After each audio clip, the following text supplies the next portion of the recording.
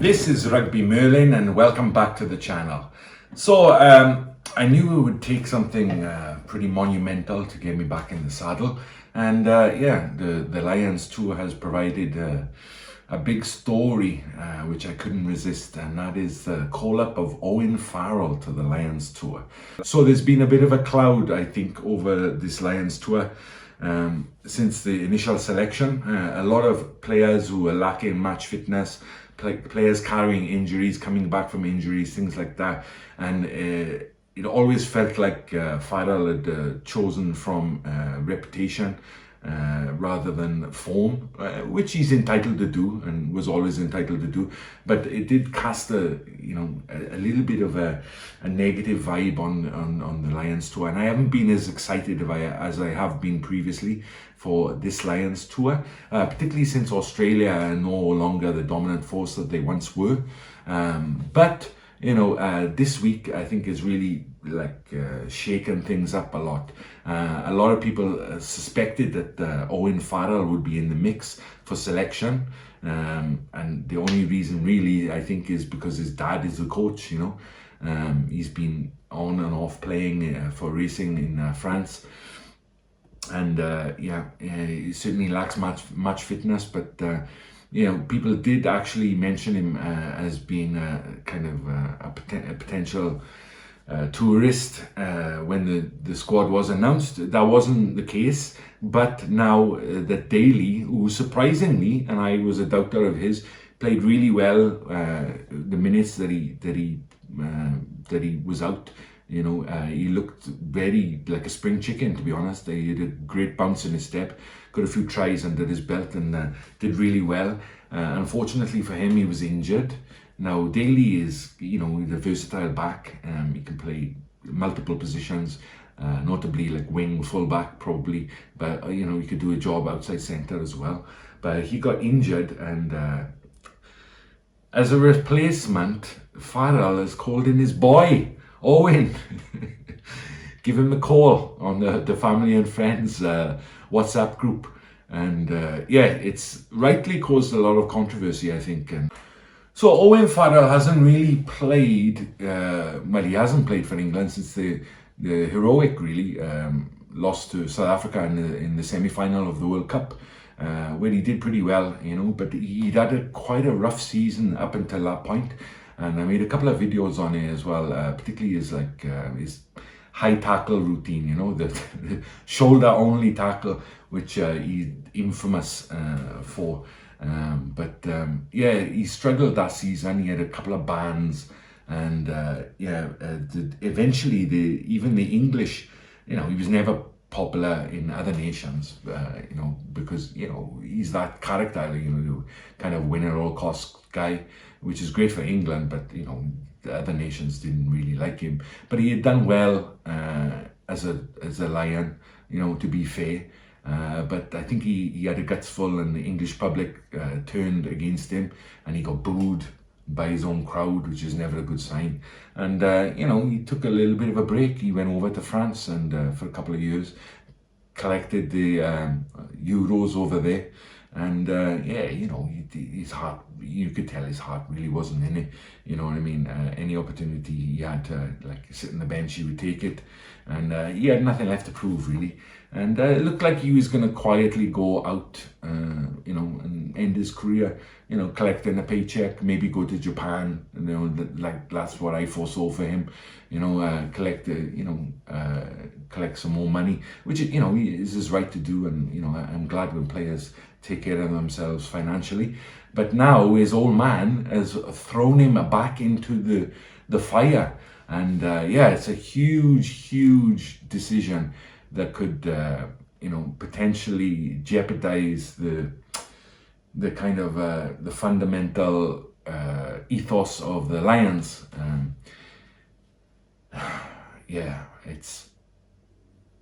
It causes so many problems. Where do I start? Let's organize my thoughts. Number one, it seems like the leadership is Farrell. That's an open criticism of the leadership. Now, Itoje was selected, Maro Itoje was selected as captain, but he's only been captain of England for one season.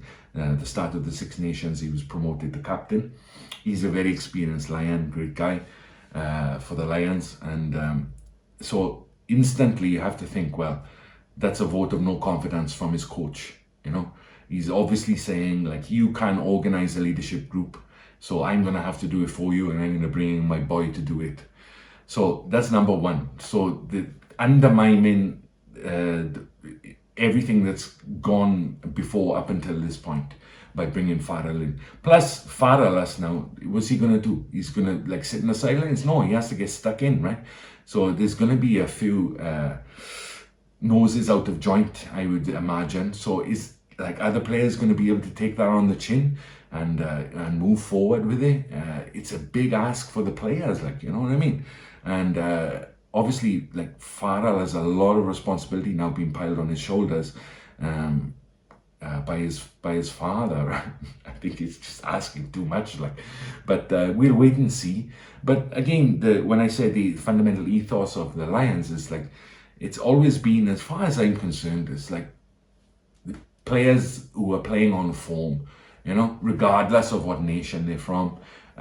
Regardless of how many caps they've got, you know, you've always seen Lions kind of bring up bring the best out of players who you wouldn't necessarily expect because they weren't big names, you know. And you can look like all the way back to the South Africa tour in the 90s. A lot of players come out of that tour who were not household names, and after they were, and then they had long established careers after, you know. But it wasn't necessarily built on, you weren't selected on your reputation. Now this Lions tour, it seems like they only selected on your reputation, right? So that's what I mean about this challenging the fundamental ethos of the Lions. And I just think that this is a bridge too far. I mean, people who were speculating that Farrell was going to get selected because his father was in charge, they would have been laughed out of court, you know what I mean, after the initial selection. But now it's even worse because it's halfway through the tour, you know? Like, you haven't got the guys there to cover the positions, and like he parachutes his son in. I mean, like, if the Lions are not careful, they're going to make themselves a laughing stock. And already Australia is struggling to drum up support for the national team and to get excitement into this Lions tour. And back home as well, I mean, obviously with Wales the way they are at the moment, the Welsh public is not really enamoured with rugby at the moment, for the first time in a long time, I would say, since the early 90s, when all the boys left to go up north. But yeah, really in danger, really, of Lions are of losing like the public kind of public support that they've always really, you know, just generated just because of the idea of the Lions, you know, and the history that they have. And I think this is the biggest decision and that could impact kind of the Lions' legacy since dropping O'Driscoll. And I think that's a good analogy, because dropping O'Driscoll, when Gats dropped him for the last test and his last match as a Lions player, it was like, technically, you would say, because Jonathan Davis was a brilliant player, Foxy.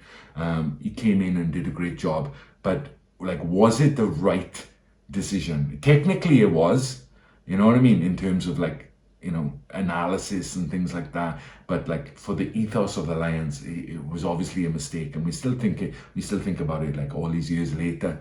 And yeah, so there's a difference, isn't it, when it comes to the Lions, between what's kind of technically or correct and like what matches up to the spirit or the idea of the Lions. And it makes me call into question the future of the Lions then.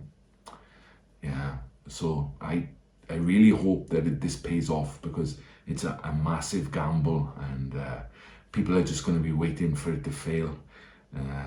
I've kind of like, I'm a little bit more behind the Lions now, because it's such a ballsy move to bring in your own son to kind of save the tour. And they say the tour was like rocking along pretty well. but I got to say, I wasn't that interested in it for the first, as I said, for the first time in, well, as long as I can remember. So it's piqued my interest a little bit now. They've added a little bit more. They've pushed more chips onto the table. So let's see what will happen. Yeah, obviously, there's going to be a lot of strong opinions on this subject, and yeah, I'd like to know your thoughts. So leave a comment, and thank you very much for listening. I'll see you for the next one. Bye bye.